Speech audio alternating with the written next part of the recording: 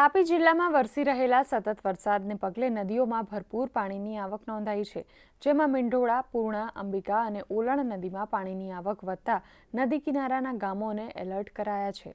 તો વહીવટી તંત્ર દ્વારા લોકોને નદી કિનારે નહીં જવાની સૂચના આપવામાં આવી છે.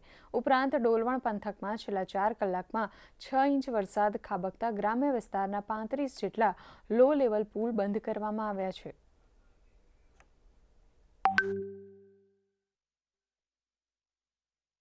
ડોલવણ તાલુકો વરસાદને લઈને વધુ પ્રભાવિત થયો છે. સવારે 6 વાગ્યાથી 10 વાગ્યા સુધીમાં જે ડોલવણ પંથકમાં 6 ઇંચ વરસાદ વરસ્યો છે. વરસાદ વરસવાને લઈને જે અહીંથી પસાર થતી જે નદીઓ છે તેમાં ભરપૂર માત્રામાં પાણીની આવક આવી છે. ઓલણ, અંબિકા અને પૂર્ણા નદીમાં ભરપૂર માત્રામાં પાણીની આવક આવી છે, જેને લઈને જે આસપાસના વિસ્તારોને તંત્ર દ્વારા એલર્ટ કરવામાં આવે છે. પરંતુ આ પાણીની આવક આવવાને લઈને 21 જેટલા જે ડોલવણ પંથકમાંથી પસાર થતા જે જિલ્લા પંચાયત હસ્તકના માર્ગો છે તે પાણીમાં ગરક થવાને લઈને લોકોની મુશ્કેલી વધી છે.